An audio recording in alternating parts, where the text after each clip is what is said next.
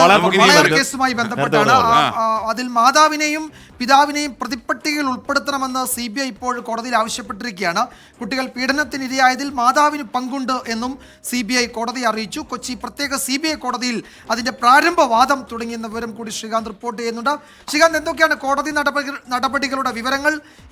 ഇതിനോടകം തന്നെ CBIയുടെ റിപ്പോർട്ടും CBIയുടെ ഹർജിയും ആവശ്യവും ഒക്കെ വലിയ ചർച്ചയായിട്ടുണ്ട്. പക്ഷം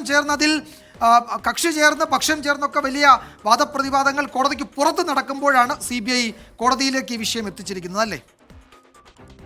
അങ്ങനെ തന്നെയാണ് വിജയകുമാർ. കാരണം ഈ കേസുമായി ബന്ധപ്പെട്ട് നേരത്തെ പോലീസ് ഇതിൽ ഇവരുടെ മാതാപിതാക്കളെ ഒന്നും തന്നെ പ്രതി ചേർത്തിരുന്നില്ല. അതിനുശേഷം നമ്മൾ കണ്ടതാണ് അതിലൊക്കെ ചില പ്രക്ഷോഭങ്ങൾ ആ മാതാപിതാക്കളുടെ നേതൃത്വത്തിൽ ഈ അന്വേഷണം ശരിയായ രീതിയിലല്ല എന്നൊക്കെ ചൂണ്ടിക്കാട്ടിക്കൊണ്ട് പ്രക്ഷോഭമൊക്കെ നടന്നു. അതിനുശേഷം CBI സമർപ്പിച്ച റിപ്പോർട്ട് തന്നെ തിരിച്ചയച്ച് കോടതി അത് വീണ്ടും അന്വേഷിക്കാനൊക്കെ പറഞ്ഞതാണ്. ഏറ്റവും ഒടുവിൽ ഇതാ CBI പറയുന്നു, ഈ കുട്ടികളുടെ മരണവുമായി ബന്ധപ്പെട്ട് കുട്ടികൾ പീഡനത്തിനിരയായതിൽ അമ്മയ്ക്കും പങ്കുണ്ടെന്നാണ് CBI പറയുന്നത്. ഇതൊരു അല്പം ഞെട്ടിക്കുന്ന സംഗതി തന്നെയാണ്. നേരത്തെ അവർ കുറ്റപത്രം വെച്ചിരുന്നു, അതവർ കോടതിയിലേക്ക് പറയുകയാണ്. പ്രാരംഭവാദത്തിൽ കേസിൽ അമ്മ 2ാം പ്രതിയും അച്ഛൻ 3ാം പ്രതിയുമാണ്.